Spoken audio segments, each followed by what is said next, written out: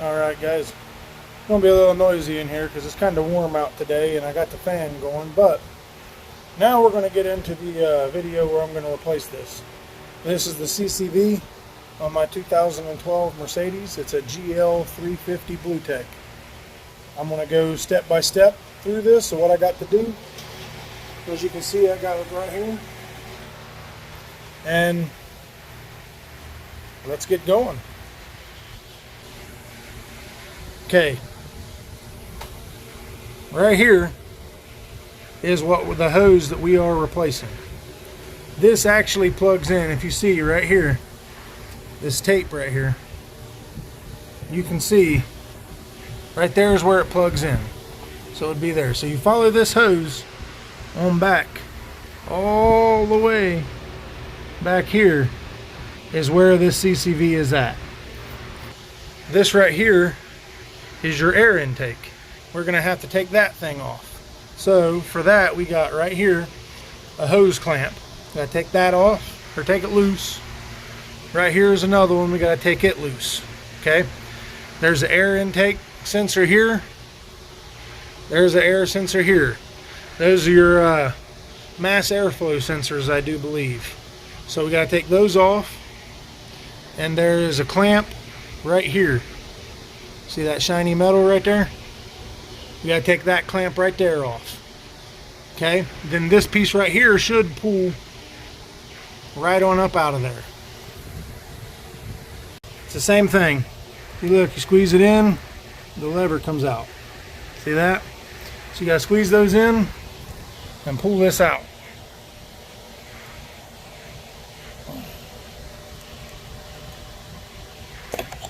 Just like that right there. And then the same thing with the one over here. This right here would normally be in right here, but it just slides right out.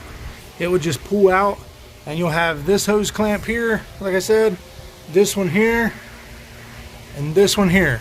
I've already got those loose, so at this point in time, all I gotta do is grab a hold of this in the center, kind of twist it up, see how it comes off of there, and then we're still sticking over there, and then this whole piece right here comes out. You see that? Now that's cracked. That is also another thing. You might want to order one of those, that gasket, because every time I've pulled this thing off of here, that has been kind of an issue. So right there, I can't lie, I've used that same one and stuck it back in there several times, and I shouldn't do that. So you should order one of those. They're only a couple of dollars. I may order one of them myself and put a new one in there before I put this thing back together. See, if you look in here, that's clean now. What I had before is I would pull this off and all of this in here would be really, really nasty and oily, right? So you pull that out of the way and you see right here's your turbo. Now before I done the bypass, if you guys need to see how to bypass this thing, you look at my previous video. I've got one already that shows you how to bypass this. But there would be a pool of oil sitting right here. There's like a little dip right there, in a way. I mean, not a dip per se, but it'd be a nice puddle of oil sitting right there. And like I said, all inside of this right here, this is where it plugs in, would be full of oil. That's your first sign that it's bad. Because if you look, this is the end of that valve right there that goes on back here, and that's where it releases the pressure from your engine block. This right here goes over to your air filter. Over here goes to an air filter. So that comes in right here is nothing but air. So everything that goes into that should be nothing but air, except for what it gets through here. So if you get a bunch of oil sitting right there, it has to come from this, which means that your valve on the back of this is bad. And right here is the valve. Like I said, it would plug in like that. So this is sitting back there, right? So this is what we're replacing. And that is where my oil had been going, because as you can see, I just pulled it apart and it's clean. So the bypass that I done was working. Alright, so this part, guys, I'm not 100% sure on, so I'm going to come back and let you know in just a minute. But as you can see, this part is all the way back in the back. It's all the way back here where my finger's pointing. And as you can see with this up here,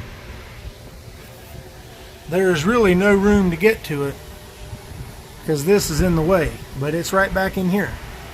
So this bolt right here, obviously this right here, and then up here is a bolt right here where my finger is at. As you can see it, right here is a bolt. There you go, you see that bolt? So we take that bolt out, that bolt, you can see right here on your engine bay, this is the passenger side of the car. The bolt right here, the bolt right here, and this obviously is still in that piece of metal. But from my understanding, what it looks like, once I pull that out, that piece of metal should pop out. This right here looks like it's just kind of snapped in there as a gasket for the bar right there. So let me start pulling that apart and I'll keep you guys updated as I'm going here. Alright guys, I loosened these bolts up. So like I said, you got this one right here you got to take off. This is an 8mm right here. This one right here. Okay, this is a 10. All of these other bolts are a 10mm right here. And this one, as you can see, there's some ground wire wrapped around it. That doesn't seem extremely professional right there, so I'm not quite sure what exactly that is, but I can assure you we got to take this here. You also got to pull this off, this rubber gasket. I guess I didn't think about that. I don't need this side over here, so I'm not going to worry about it. Mine has the strut tower right here. Not all of them have a strut tower right here. Mine does. That's a 10mm. 10mm. And then another one right here. Another 10mm right there. And from what I understand is that pulls right out. Just like that right there, guys. Not so difficult. Alright guys, I got this thing out of here right now. And as you can see, right here is my hose. Right back here. So, back here is where my CCV is at. So now I got to get back in there and see how difficult this is going to be to access them bolts back there. Alright guys, so you see I actually had to take this all the way across. So that rubber gasket that goes across here, go ahead and pull it all the way off. And you can see on this one there's a bolt. It's actually up under here. There's a bolt right here in the middle, underneath of it. If you look, there's a bolt right here for this middle one. Then there's a bolt up here on top of it, right here, that bolts into the second one over. And then there's a bolt that goes right here underneath of this one. And mine, there's a bolt, as you can see the bolt hole right there, that one right there. There's a bolt there, but there was also a hole in my cover, this cover here, for a bolt further down there, but there wasn't a bolt in it. So I don't know if this has been taken out on this one baby or something, but that bolt wasn't in there, so I don't know if you guys will have one. But our next step is going to be to pull these out. Might as well go ahead and get them all, because there was no way I was going to be able to reach back in there with the socket or a ratchet or pretty much anything for that matter. Wow, this one's a pain in the butt. I can move it over. That might work for me. But if you guys don't have this beam here, you guys probably won't have this issue at all. because that's kind of in my way to get this out of here. But I only need to access right here for bolts. So now that I got that, I should be able to go ahead and swap this part out, I would think. Alright guys, I have officially, oh, my flashlight's still on, gotten this thing, where'd I put it at? Right here. So I've officially gotten this thing off of the car. Now you can't really see inside of it, but this is a real pain in the butt to get off of the car. The bolts, this is what's holding it in. I'm not exactly sure what size that is. I used an 8mm socket. An 8mm socket fit on it and got it off of there just fine. I know that's technically not an 8. They don't have a whole lot of torque on it, so you just got to break it loose. It's not much. And then work it out. But in being so big, I can't get my hand back in there to those bolts. So I ended up having to actually, an 8mm deep dish or deep socket was too long to get in there and still fit. So what I had to do was I took the 8mm, put an adapter on it to adapt it to a smaller socket, and then I put another adapter on it to adapt it back to the size of my ratchet, and that gave me a little bit of extension, but not quite as much as a deep well, and got it broke loose and got my hands back in there and fought like crazy.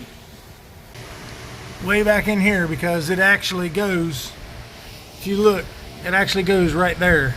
So as you can see, I pulled this panel here. This is the one I moved to the side because it goes right here, but there's still a metal bracket. Putting my arm in there is blocking all the light, but this metal bracket right here is still there, and I didn't really want to dig to try to figure out how to get that out of there. So it's still in the way getting your hand in there or using a deep dish and getting in there with any sort of ease. So the trouble now is going to be getting those bolts back in. So there's only 2 bolts on mine in particular. A lot of other ones, instead of it being right here, a lot of other ones right here where this is at actually sit like right there. So if you have a plastic one, it's probably sitting right here and a lot easier to access than having the metal one that's actually back there. And once I got it out, if you look at this, it's filled with oil, but you see how it's it sets. It actually pushes back in the head and seals right here. You see that? That's actually an O-ring. Like here, if we come over here and look at the new one, see there's an O-ring right here that actually seals it so oil doesn't leak out that way. So when you put it back in, I'll probably put a little bit of oil around this, and then when you go to push it in, you got to kind of twist it to get it in there. So that's where I'm at with it. Alright guys, as you can see, there is the new part right there. And I got it bolted in. As you see, it's a real pain in the butt to get to, but even though it's a pain in the butt to get to, I did on getting it back off of there. I didn't need the extensions I was trying to use, so just an 8mm socket went right on that bolt and got the bolts out, and I used 8mm to put it back in. Like I said, there's not a whole lot of torque on them bolts, so don't really crank them down, just get them tight.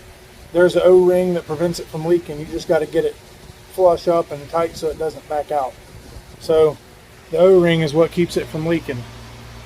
But that is it back in the car.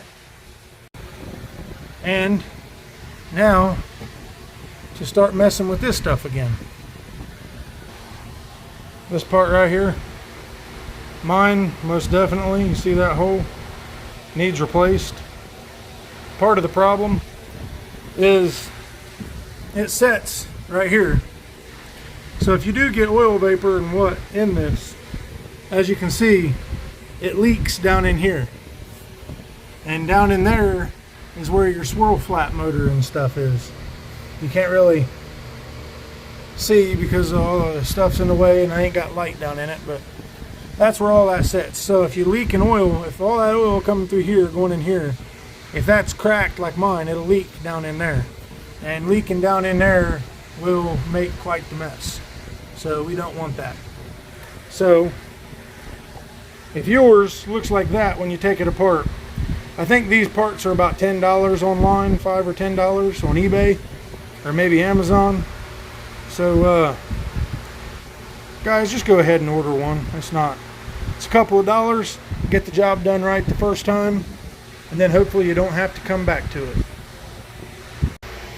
Alright, on further inspection, guys, these little screws right here that goes here, and there's one here, and then there was one up under here, and then one went right there. All these screws right here that actually hold all of these pieces here that goes up underneath of on the firewall right there. On closer inspection, mine is actually missing quite a few of these little bolts right here. So you guys will actually have, if yours has all of those bolts there, they're 10 millimeter, and there's one here. Mine was missing the second one. It goes right down there. Okay, so that one was missing. You see there's one that goes there as well as over there.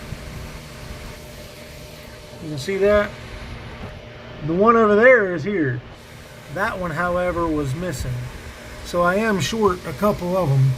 I would guess there may be one or two of them back there somewhere that was probably missing as well. I'm not 100%, but as I said, I'm putting it all back together right now, and I just thought I would update you guys, because as you've seen what I took out, there will be more than that if your car is complete. As I said, mine was already missing a few bolts. Alright guys, here I am. I got these here back. All three of those pieces are reinstalled, and if you look back there where the AC lines go through the firewall there, see that rubber boot? There's a rubber boot right here that goes around it. Now this actually sits on top of that rubber boot, and if you look when you're putting this back in, this piece, there's actually tabs back there you got to sit back in place so that they hold all that stuff in place right there. So I just thought I'd give you guys that update. And then we got this bolt right here. Now this one here is a little bit different than the other ones. The bolt is a little bit longer, as are the two that goes up there, that goes in the middle. Those two are a little bit longer too. So when you look at them, you'll see you got three of them that are different. That's the two that goes up here. There's actually a rubber bushing and a sleeve in this that holds this firmly in place. So the bolt has to be longer to go through those sleeves. Right here, it's just metal sitting on metal with a weld nut on the other side. And the same with the other ones, except for right here. This one right here, there's a little bit of a sleeve that actually goes through the strut tower right there, or strut bar. So that bolt itself is a little bit longer as well. And I want to continue going, but I just figure while we got this apart right here, an important thing for you guys will be this right here. This is your fuel filter. If you guys ever start getting fuel pressure codes, I know I had to replace that one. So I would get codes for high and low fuel pressure almost right back to back. and it was because of a bad fuel filter. This thing ain't too bad to take off. You got a hose clamp here and a hose clamp here, and you got this plug right here. So you pull these two hose clamps off, or not off, you loosen them up, pull these hoses off of those spouts right there, and they are different sizes, so when you go to put them back on, the hoses are actually, one is bigger than the other, so it's kind of obvious which one goes where. But then, like I said, you got to get this unplugged, and then if you look right here, there's a bracket, and this right here, you got to loosen this bolt. It's on the other side. If you loosen that side right there, or no, never mind, it's right here, it's an Allen head. But you put your Allen wrench in there and loosen that, and that's actually a bracket. It's a clamp, so when you loosen it, it spreads apart, and you can just pull that thing up out of there, and then you slide the new one back down in there, tighten that bracket up, and it holds it in place, and then reconnect those hoses and put this plug back on it, and you're good to go. And there is a plug right here. I'm not 100% on that. When I installed mine, I actually pulled that off and put a little hose on there and ran it to a bottle, and I let the fuel pump fill that up with fuel until this started spraying fuel out of it, and then I shut it off and put this cover back on it, so that way I didn't have air trapped inside of my fuel filter. But that's just a quick note. If you're doing this and you've had this car for a while and you've never changed that filter, you know, it's my particular car, that's $125 for that fuel filter right there. They're a lot cheaper if you have the one that doesn't have this sensor. Mine actually has a sensor in it right here that comes with the fuel filter. It's built in, so that makes this an expensive fuel filter. But if you guys have one and you haven't changed that part, you know, it's might be a good idea to go ahead and have at it while you got everything apart. But that's where I'm at with it, guys, and I'm gonna keep on. My next step at this point, like I said, I got it all apart, put the new in. I got all three of these put back on, so I'm gonna go ahead and put the rubber piece that goes back on that. I did go ahead and get this. I don't have one of these, and nobody local has one, so I'm gonna have to order it. So unfortunately for me, guys, I need to put this car back together because my wife uses it, and everybody don't fit in my car. I got a lot of kids. So I still got the crack, but when you put this hose seal back in here, if you look, you see that little hole right there? This will slide in, and then that actually pops out, and it kind of locks that rubber clamp, that rubber hose here, into this piece of plastic. So you make sure you go around and pop those all in to get those in place. And as well, when you look inside of here, if you look, make sure that that thing is seated all the way around that plastic there. It's kind of hard to hold the flashlight so you guys can see at the same time. But if you look, see how that right there isn't? It's pushed up. That's because it's not pushed all the way through that hole at the bottom. So guys, make sure you get that in there, because that'll end up causing it to leak a little bit of vacuum.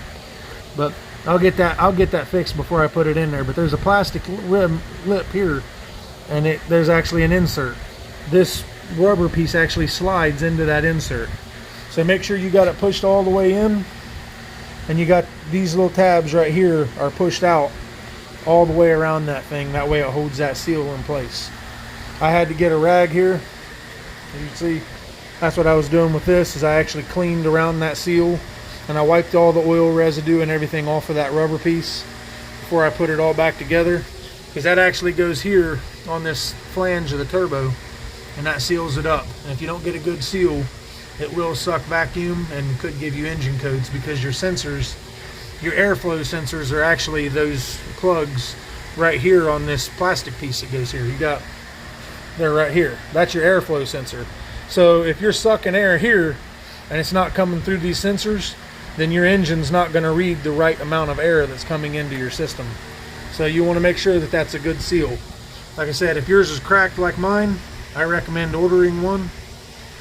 And getting you a new one in before you put it back together if you can. Or if you haven't ordered parts, I would just go ahead and order that seal. It's not that expensive. Just go ahead and order that seal, because if it's not ripped, it might rip when you put it back together. They get kind of corroded, or they get kind of dry rotted a little bit over time. If you ever worked with rubber parts, you know what I mean. So let's continue on. Like I said, I'm going to put that rubber piece, that seal, back up over top of that, and then I'll go ahead and get this air intake right here and get started on it.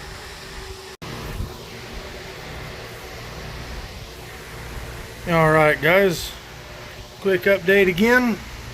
As I have this in here, I pushed this up here and propped it back out of the way, because if you leave it here, it'll get tangled up in all of this, and it'll make this part difficult to get in. So went ahead and moved that back, and then I got the plug to it is underneath of it. That way it's kind of held back out of the way too. Alright, now when you're putting this on, I have found the easiest way, because I've had to take it off a couple of times. Now I found the easiest way of putting it back on is I come over here on this side, and right there you see a bolt. Right there. Right here.